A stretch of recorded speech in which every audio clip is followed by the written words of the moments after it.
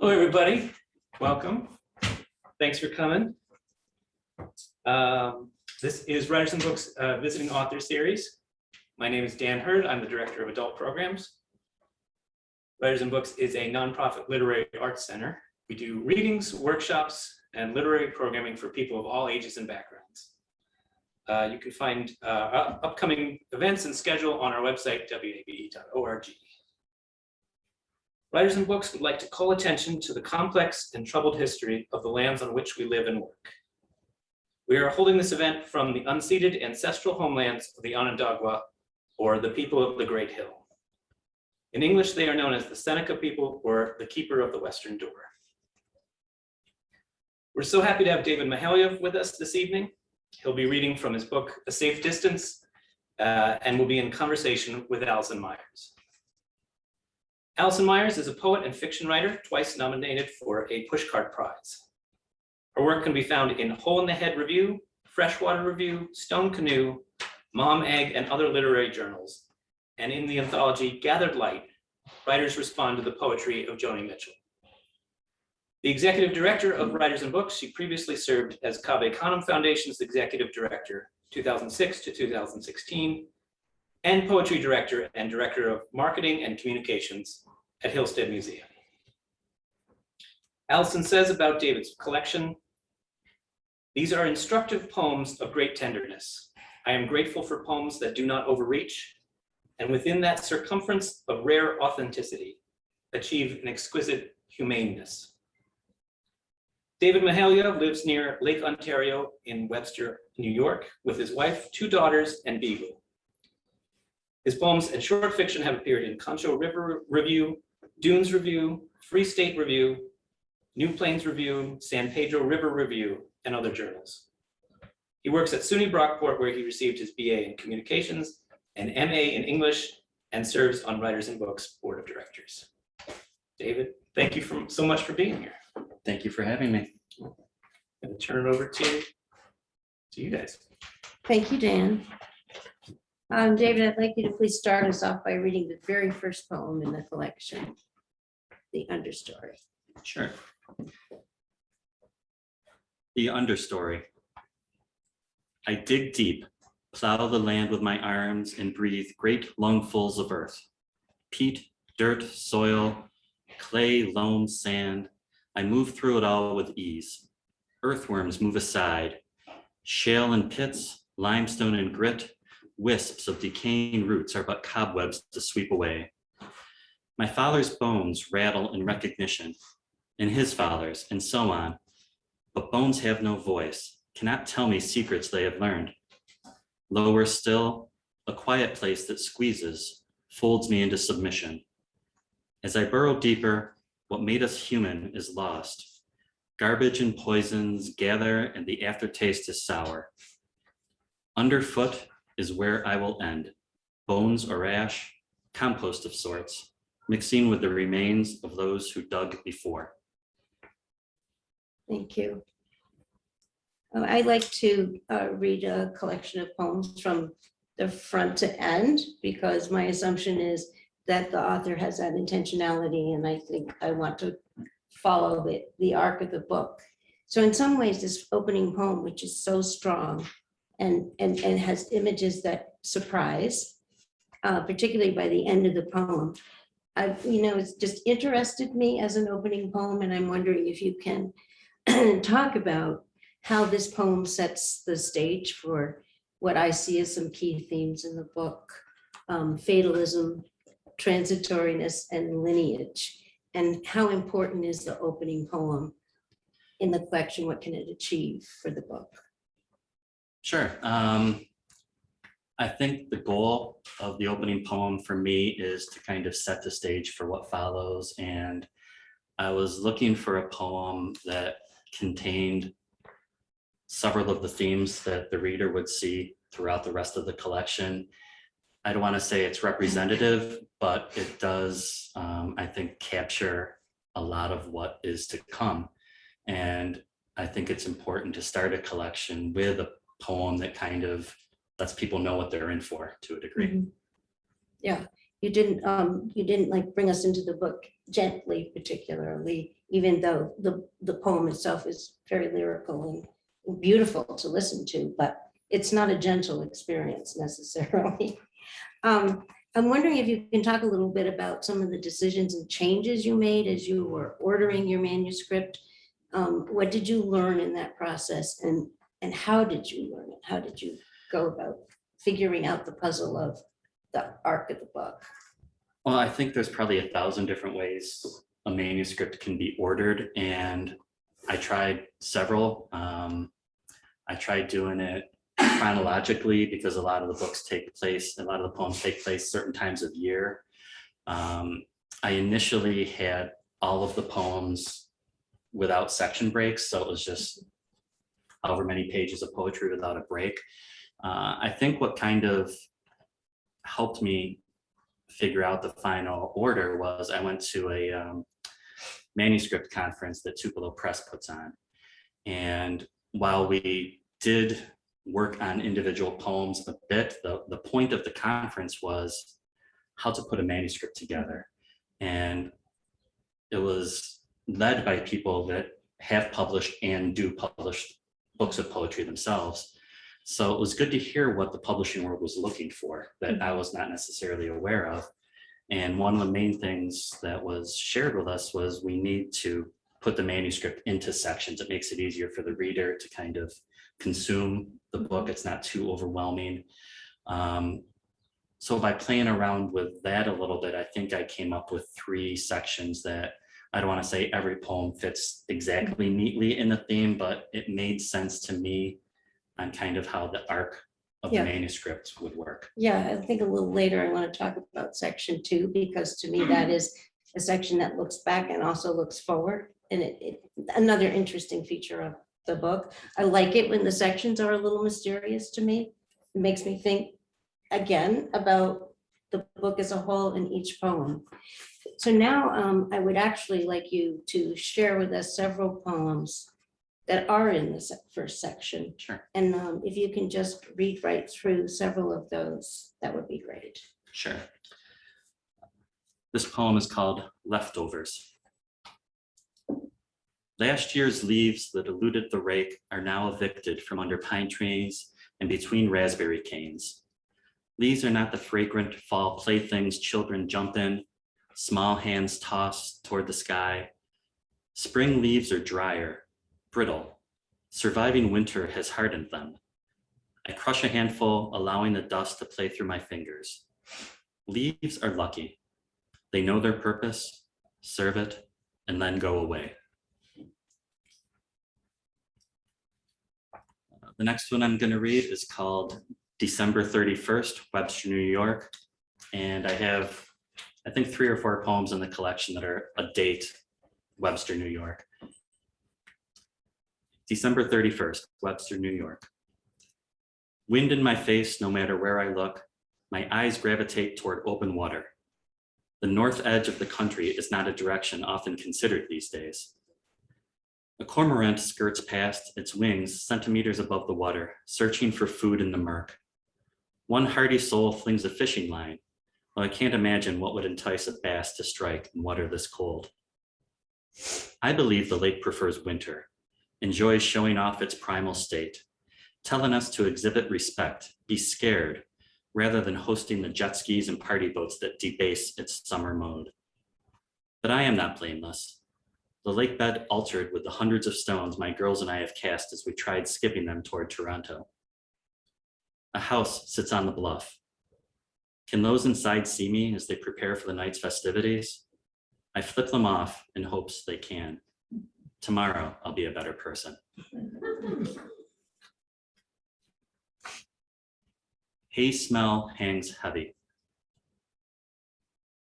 I try keeping pace with my cousins whose respect I've yet to earn while milking cows, stacking hay.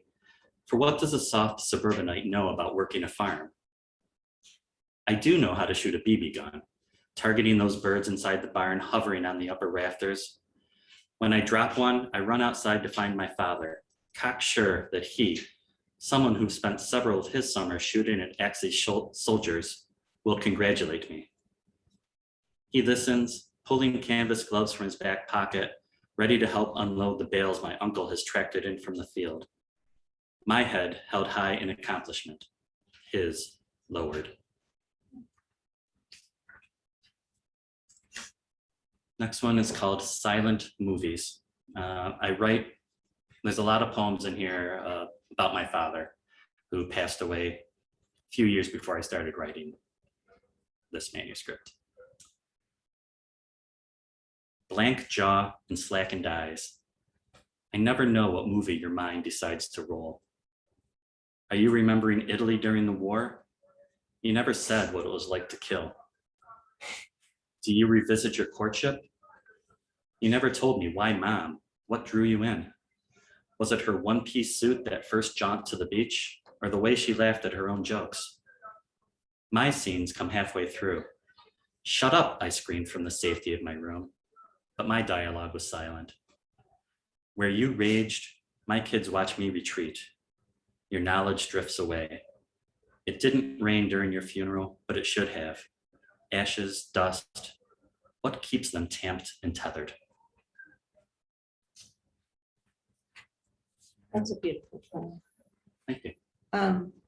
I wasn't thinking about this ahead of time, but in that section, it occurred to me there's another theme that runs through the book, which is asking what is manhood. There's a question about that. How do you perform manhood? What does it mean to be a man, a father, a son? Another complexity to the book. And I'm thinking about how these themes kind of come together. And I find that the subtext of the collection, you can correct me if this was not your intention at all, but is the notion of the quest. The collection as a search for individual purpose and place, kind of writ large in a way, bring nature in a lot. Wonder if you can talk about that. Sure. Yeah, I think to a degree, a lot of these are about searching for answers. Sometimes I'll never get the answer because the person I'm asking has passed away.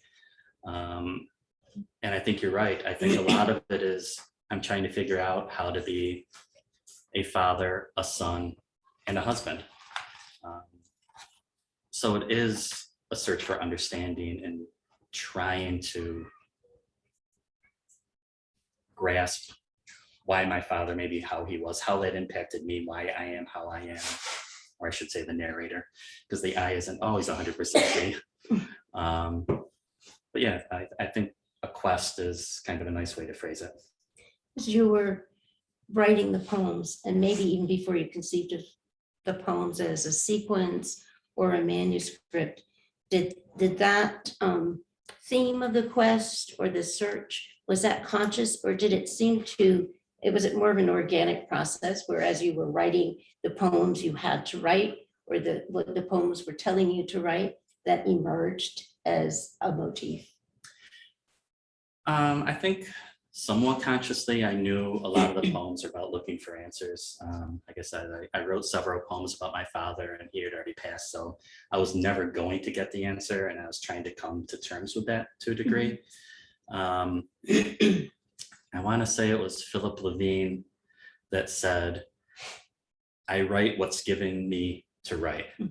And I think I interpret that as I'm capable of writing a certain type of poem in a certain way about certain themes. I've tried branching out a little bit here and there, and I'm not always as happy with the results. I think there are a few poems in the collection that are kind of one-offs that touch on certain topics, and I don't revisit them because I did try to add some variety in here, but generally I think that's where I was in my life at the time when I was writing these. I was trying to figure out who I was and where I was. One of the things I really appreciate about the book is that interrogation of the generational divide, or how the generation that of the men who fought in World War II and where the next generation.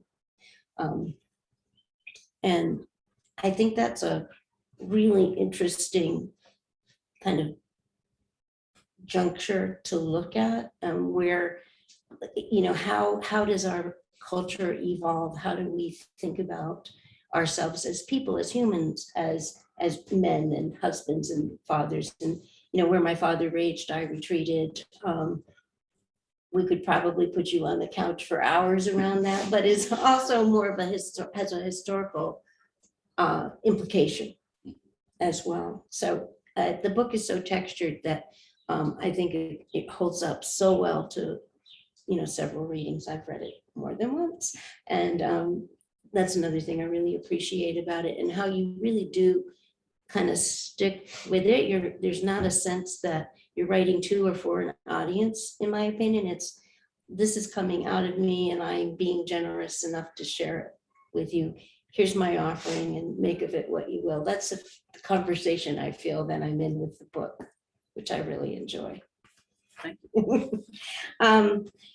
We talked a little bit about, you know, kind of the narrative voice and what that voice is and shaping the book. Can you talk a little bit about tone, which I think is an elusive term and concept, as opposed to point of view or voice? Yeah, that's a little tough for me to answer.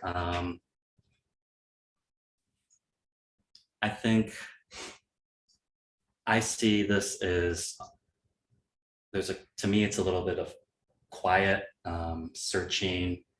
I think there's a gentleness to a lot of the poems, even though the content might not always be gentle. But that's kind of the rhythmic. I kind of feel waves coming as I'm reading it and writing it. So I think there is a gentleness of tone while I am also searching. Yeah, there is a gentleness to it, but not the kind that lulls us, it stimulates us. We want to read the next poem. I love that description. That helps me understand a little bit more, because I grapple with that whole concept. And now I'd like to make kind of a pivot to talk about some of the POBIZ aspect of this project of yours. And I know that you started out writing novels, and Yes. I think it would be fun for us to hear about what brought you to poetry. Sure. Well, fiction was my first love, and in many ways is still my primary love. I always wanted to publish novels. I've written, I think, 4 complete novels now that have not made it to this stage. Someday, you never know. I'm still working on one now, on and off. And I've been writing pretty regularly since probably my late 20s. Especially after I started having children, I find time in the morning. I get up at 5 o'clock in the morning. I try to write for at least a half an hour before I go to work. I got a little bit of a blockage when I started my current job that was a little more demanding from a time standpoint and a mental energy standpoint. And I found I wasn't really being creative, which probably put me in a funk that I wasn't necessarily aware of as much. And one of my coworkers and I talked a lot about writing over the years, and she suggested I think about poetry. And that hadn't really occurred to me. I wrote bad song lyrics in my teens and 20s. Doesn't everybody? Yes, we should at least. But I really hadn't thought seriously about poetry. I never studied it, but it was kind of positioned to me. It's like, well, if you have a half an hour, you can accomplish something with a poem where you might not feel you can accomplish something in a novel. And that made a lot of sense. So I started working on it, and I picked up some of the poems or lyrics that I had written 30 years ago and maybe found 1 or 2 lines out of a box. And that kind of got me started, and like, okay, this is working. I like this. I didn't really know what I was doing necessarily, but it got me back writing pretty much every work day, That's which to amazing. me was, I need to be doing that. Oh, it's admirable. You also, it's hard to like carve out that mental space, because you don't have a lot of negative space around the creative space. It's sandwiched in, you know, between your domestic life, your work life, what's renting space in your head. Right, and that's why I felt if I could get at least 30 minutes in the morning before I started the rest of my day, that was my time. Yeah. And it became pretty productive. I'm glad it was an adventure for you. That's so neat. So the MFA journey typifies many poets who complete a chapbook by the end of their course of study. Your journey was not the typical MFA journey at all. You aren't in academia in the sense that you teach classes. And so where did you find your mentors? Well, I had a couple of friends that I shared some stuff with. It wasn't a writing group, and that's something that I'm still kind of desperately looking for. I think that's important, and I wish I had that. But one of my coworkers who read some of my stuff suggested, I don't know if I can name names, but Sarah Freely, who is a local poet, suggested I work with her. Mhm. So I shared my manuscript as it stood at that point with her, and she kicked my butt, which is what I needed, Mhm. and kind of helped me understand what it really meant to be a poet, rather than just trying to write poems. What does it mean to be a poet? I don't really know quite yet, but I took it more seriously, and I was more intentional with what I was trying to accomplish rather than just writing my thoughts down. I worked with Tom Ward, who was another local poet who used to, I think, publish at Boa Edition. He used to be the publisher there. And he helped me kind of think about things in a different way. I went to a conference a few years ago when I thought I was ready to share a manuscript, and that conference told me my manuscript was not ready to be shared, which was an important lesson to be learned. It's hard to get in front of decision makers and then hear from them on what they are seeing. And that was a really valuable lesson, to get in front of an editor and a publisher who said, this is what I would say if this came across my desk and why I would say that. Because one of the really important lessons I learned was just because a poem was published in a journal doesn't mean it was finished. And I thought in my naivete that once it was in a journal, I was done and I could move on. And learning to go back and revise and edit was just a really valuable lesson. Yeah, it's encouraging to hear that we can find our mentors out there, even if we take the non-traditional route. I've actually heard some pretty famous poets rewriting their poems as they're reciting them. So, And I think another way to go with that is I got to know one of the editors of the journals I was Mhm. published in. And he stayed in contact with me and offered to help me. And those are great connections to make if you can make them. Not every journal editor has the time or is willing to do that. So I was very fortunate to come across that. yeah, and the editor was too, because editors love to find that new talent. That is part of what their mission is about. So that's a heartening story. Thanks for sharing that. Sure. Which poets inspire or nurture you, and why? I think the first poet I seriously started to read was Louise Gluck, and she is nothing like me and was intimidating to read her, but her use of language just thrilled me. And it's like, this is what can be done. It's not how I necessarily write, but it was good to see what the possibilities are. Another poet to me that's a little similar to her is Bridget Pagine Kelly. She had a book called Song, and I was fortunate enough to see her come to SUNY Brockport and give a reading. And she was somebody that taught me that poems live differently when they're read than when you read them on the page. She was just a phenomenal reader, and her poems came to life. Again, not my style, but it amazed me what could be done with the language.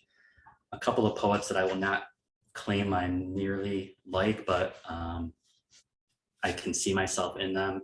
Donald Hall, and in a different way, Evan Boland, Irish poet. Interesting. I think both of them, to me, write about more normal topics, more mundane things, about being a housewife and a mother, about being a husband, about nature, but they make it magical.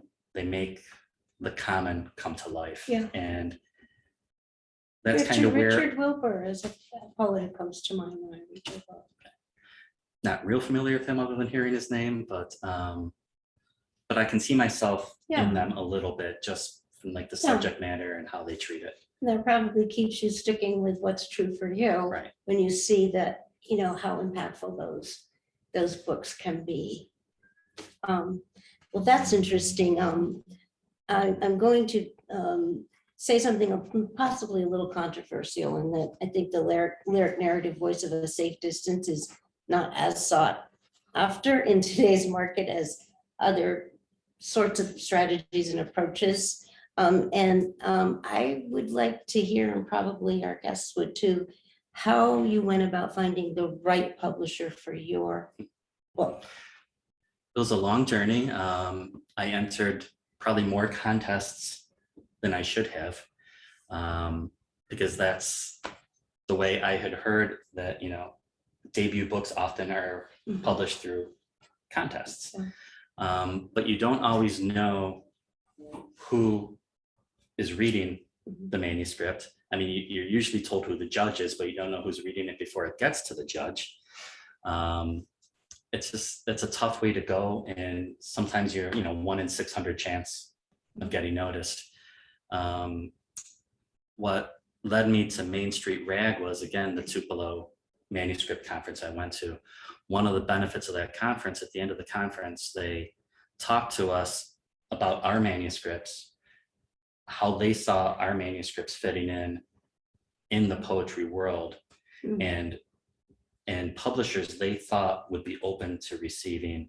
Wow, so that's invaluable advice. it isn't was. And so Main Street Rag was one of the ones that was mentioned for me because they do a lot of narrative Yeah. type poetry. There's a poet that lives in Syracuse that I've met that was published by them. So I reached out to her about her experience, and she had positive things to say about them. So I'm like, okay, let's give it a try. And it worked. In this project of yours, it took you into relationships with people and poets. That is just kind of a bonus, I think, to the whole thing. I think you have to have those. I mean, it is a community, and I think it's a solitary act of writing, but I think you need that community to keep you going and to keep you nourished. And it's hard to find a Yeah. community When you're out of school. when you're out of school during COVID. Yeah. Could you take us into section 2 and read several poems from the next section, In a Safe Distance? Sure. This first one is called Lone Goose. Branches scrape the roof, grasping for a foothold, seeking purchase in a world that doesn't want anything to stick. I'm in bed, alarm poised to blare in 3 hours, angry that my mind won't stop whirling about work. A goose honks overhead. Strange hour for a solo flight. It's lost, I think. Maybe we're all lost at 2 a.m. if separated from our clan, no one to guide us home. The call deepens, a plaintive push through the sticky night air, desperate for an answer. It's Len, I sense a confidence in the tone and grasp that it's a resounding sound of joy, a victory flight. Not caring if it wakes the world, strong winds pump through the darkness, celebrating like a bench warmer who sinks the winning shot. It needs to be heard, needs to tell the world who's alive.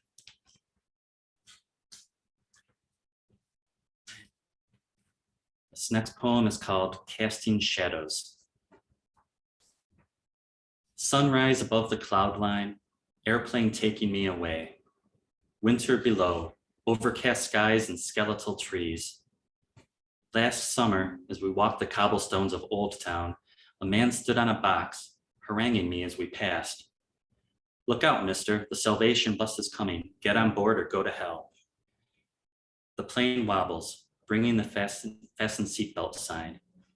The head on the man in front of me looks like a topographical map, and I fight the urge to reach and allow my fingers to feel the furrows. The window reveals hills laid bare by strip mining. The weak sun moves around the clouds, searching for something to rest upon that would cast a shadow. Finding nothing, it moves on. Finding nothing, we all move on.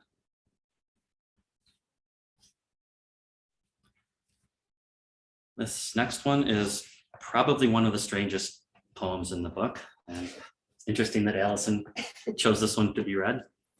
It's called Monkey in the Middle, parentheses, of the Road. It could have been a marmot, a marten, or a mink. I think, though, that it was a monkey. Impossible, really, unless someone keeps a menagerie behind closed doors. A tiger next to exit. What a house that must be, what a grocery bill. It could have been visiting from Costa Rica or an escapee from the zoo. Whichever, the simian must have been conflicted as it moved outside, feeling fear and freedom scampering down the highway. No jungles here in which to thrive, although in some neighborhoods you can travel quite a distance via connected trees. Why did the monkey cross the road? It didn't, obviously. It only got halfway. Filled with panic and confusion as its destiny approached, headlights stalking, no predator like this in its memory bank. Perhaps a wish for one final banana, or regret, like many, that the end was too soon. What will any of us think, understanding too late that death is in the room? While the killer could have believed it a hallucination, the thud would have been real.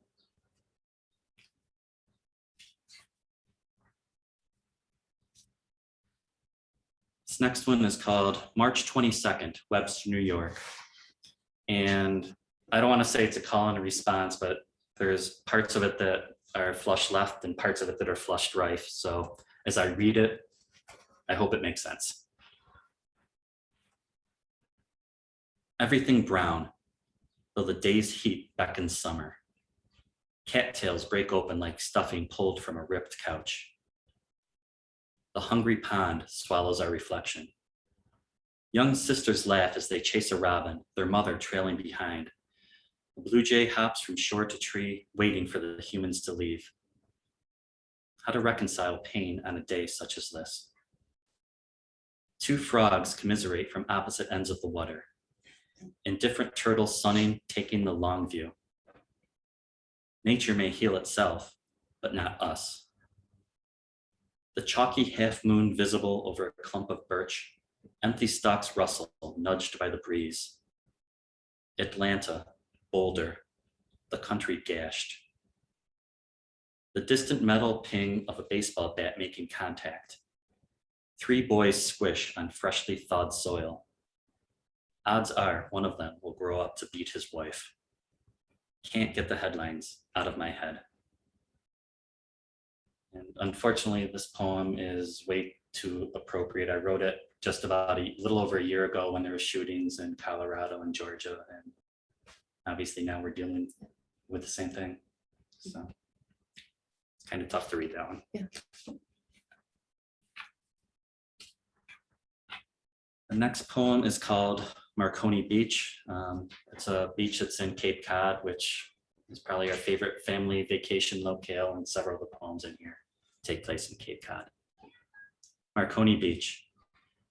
The dune sprouts splotches of grass like the face of a teenage boy not quite ready to shave.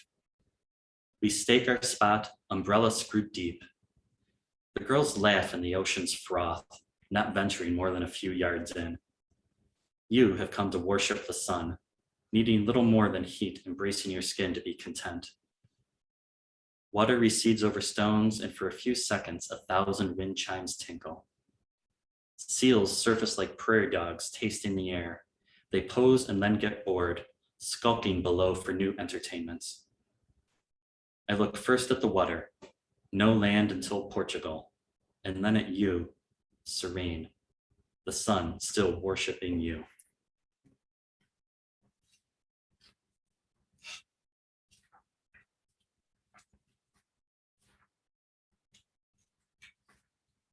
And the last one in this section I'm going to read is called But the Sky, More Stars Than Sky. The first morning, a dead porcupine on the side of the road. A few folks look up as we drive past and know we're not of them. We joke about the outhouse, the spottiness of cell service, aware it's only for a long weekend, stories to tell at work. We hike to the edge of a small lake where hoof prints linger in the damp earth. Our host squats, whispers, moose. A yellow bus rusts among the trees, stripped of several seats, littered with crumpled fast food bags, empty beer bottles, a filthy blanket. Someone's home once. Outside at 3 a.m., coyotes cry. The sweet smell of resin fills the air. A slight breeze and tamarack needles fall like splinters of golden rain. The world comes near, sniffs at me, wanders off. It's a beautiful poem.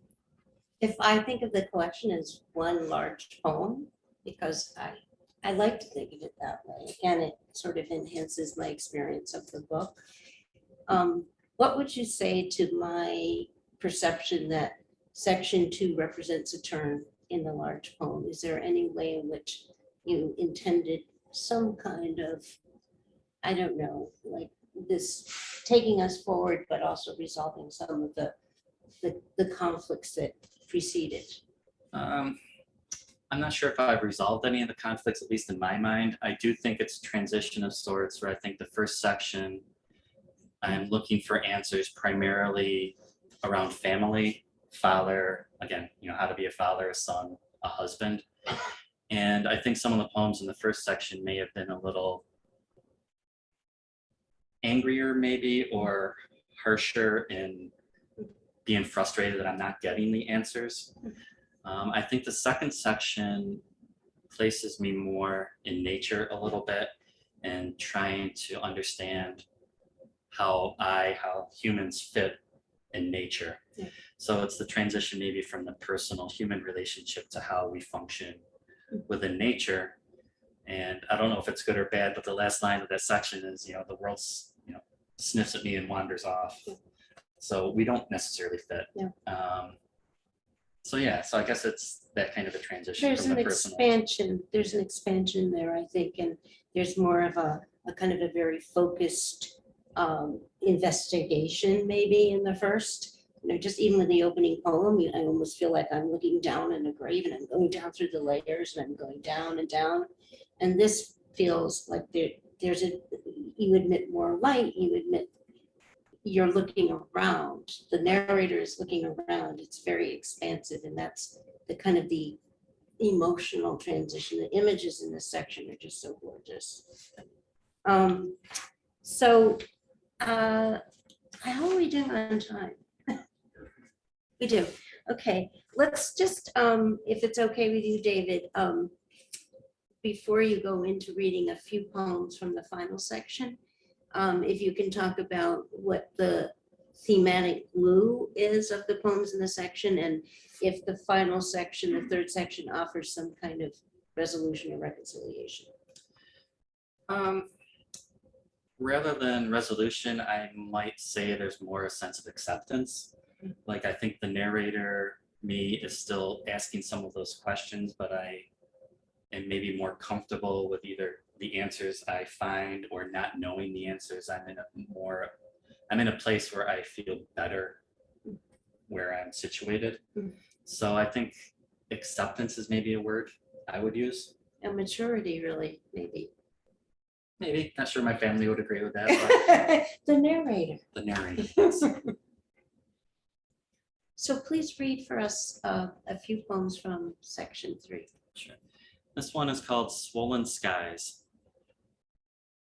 The dog cowers beneath raspberry canes. The drone of insects has stopped. Thunder now offers its warning, and bruised skies turn swollen, overflow. Another boom and lightning bisects the world. The ground refuses to take in all that it is given. These storms are quick, like teenagers making love in the backseat of a Buick. I felt that urgency, the anticipations brought by night, knowing something was out there waiting in the tempest for me to find it. I found you, and sense you now watching, amused from the kitchen window. Unlike the puddled ground, you accept, which is its own kind of peace. The dog has had enough and bolts toward the house. I follow and let him inside, both of us shaking off water. You call to me from upstairs, where slowly you help discharge any remaining love from the skies.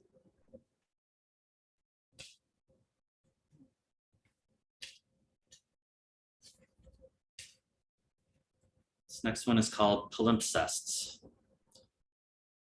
We blow an elk horn, tour a camp, even order Wiener Schnitzel.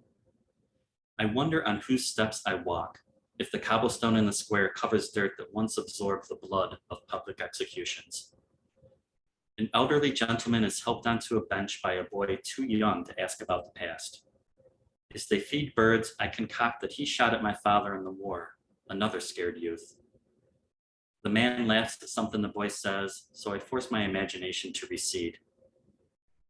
At dinner, we share a long table with a group of locals keeping time with empty wine bottles. They don't speak English and we don't sprechen much Deutsch. I look at their happy faces.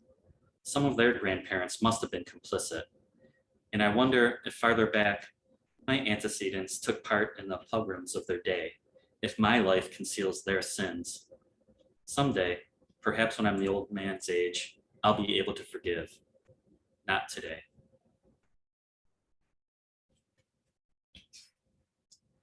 And I think there's two more. This one is called, How Do You Not Wander Forever? The picture in the Blairsville Dispatch shows Dad and his brother smiling, all four making it back as safe and sound as can be expected after witnessing war in all its glory. Farm boys from Western PA, what did they know about Hitler, or even Jews for that matter? Had they ever been on a boat or heard of Corsica? I'll never know. Dad rarely spoke of the war and didn't like us playing it. He went in right after graduation, 18 and, I suspect, naive. My mother wasn't in the picture yet. I know of no one before her. He slogged north through Italy, working the advance, letting his team know that yes, this bridge was safe to cross, or setting explosives of his own. He never said how he moved forward when bullets blew past him or how it felt when others, often farm boys themselves, died from his bombs. I think Dad and his brother smiled because while they saw death in many forms, it did not see them. Returning home 3 years later, the farm, the small town, even friends must have looked different. Out of the four, only one stayed. How could a place that small contain them after what they knew? And the final poem I'll read is the last one in the manuscript. Looking down at muddy boots, I almost miss it. The snowy owl roosts on the fence post. It doesn't belong this far south. Body still, its head rotates so many degrees it makes my neck ache. Caught between not wanting to move and going back for you, I contemplate this unforeseen gift. Wonder if this ancient messenger came for us. The smell of tarragon strong as you cut sprigs for dinner. Something braised, comfort food. I pull you away from the warmth, promising a vision to compensate for the interruption. It's still perched, waiting for a distracted mouse to lose vigilance. And you captured in your camera, its yellow eyes piercing through the lens, staring right at us as if we were prey and we knew it. Annoyed at our violation, massive wings shove the air aside as it rises and leaves, finally, back to where it belongs. Late afternoon, the snow came, as if the owl had molted and covered our world. Thank you. Do we have a couple of minutes in case others have questions to ask of David? So yeah, if we could open it up, anybody want to make any observations or ask questions?